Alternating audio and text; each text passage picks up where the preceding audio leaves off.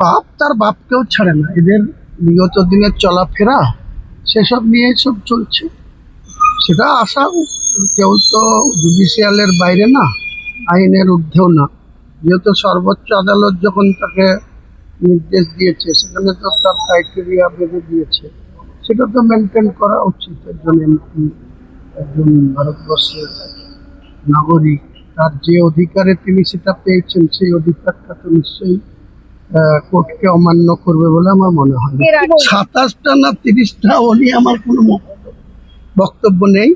কেউ বিদেশ যাচ্ছে, তার কত লাগেজ প্রয়োজন, সে কদিনের যাচ্ছে, 21 দিনের পারমিশন দিয়েছে সুপ্রিম কোর্ট।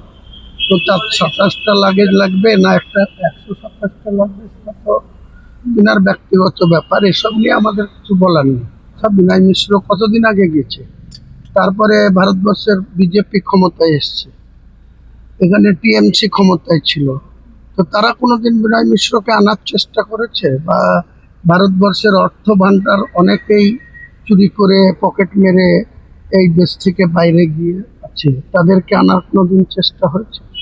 এসব নিয়ে কথা, ওর সঙ্গে এর কোনো দাদা একেবারে অভিষেক বন্দ্যোপাধ্যায় 27টা ব্যাগ গোছালো, ব্যাগ গুছিয়ে তিনি এখন বিদেশ যাচ্ছেন, কি বলবেন? 27টা না 30টা ও নিয়ে আমার কোনো বক্তব্য নেই।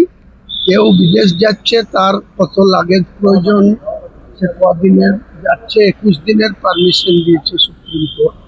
তো তার 27টা লাগেজ লাগবে না একটা 127টা লাগবে, সেটা তো বিনার ব্যক্তিগত ব্যাপার। এসব নিয়ে আমাদের কিছু বলার নেই।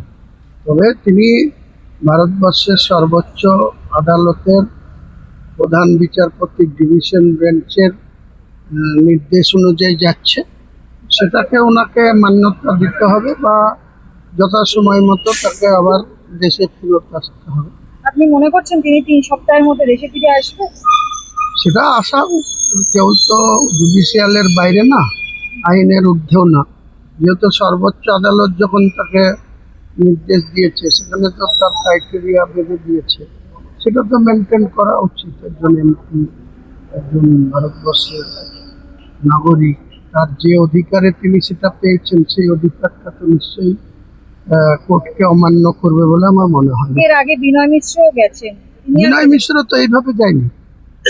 আপনারা বলছেন বিনয় মিশ্রের কথা, বিনয় মিশ্র কতদিন আগে গেছে, তারপরে ভারতবর্ষের বিজেপি ক্ষমতায় এসছে, এখানে টিএমসি ক্ষমতায় ছিল। তো তারা কোনোদিন বিনয় মিশ্রকে আনার চেষ্টা করেছে? বা ভারতবর্ষের অর্থ ভাণ্ডার অনেকেই চুরি করে পকেট মেরে এই দেশ থেকে বাইরে গিয়ে আছে, তাদেরকে আনার কোনোদিন চেষ্টা হয়েছে? এসব নিয়ে কথা, ওর সঙ্গে এর কোনো সুমিত রায় বারংবার ভবানী ভবন যাচ্ছেন, রক্ষা কবচের জন্য মরিয়া হয়ে উঠেছেন, বলছি সুমিত রায় গ্রেপ্তার কি হবে? আমি কি করে বলবো? ওটা সিআইডি কে জিজ্ঞেস করুন। ভবনের কর্তা ব্যক্তিরা, director general of police, CID যিনি হেড আছেন, বা সর্বোচ্চ মুখ্যমন্ত্রী বলতে পারবেন। শেষ প্রশ্ন, শিউলি সাহাকে গো ব্যাক স্লোগান দেওয়া হচ্ছে, কি বলবেন? পাপ তার বাপকেও ছাড়ে না। এদের বিগত দিনের চলাফেরা সেসব নিয়ে সব চলছে।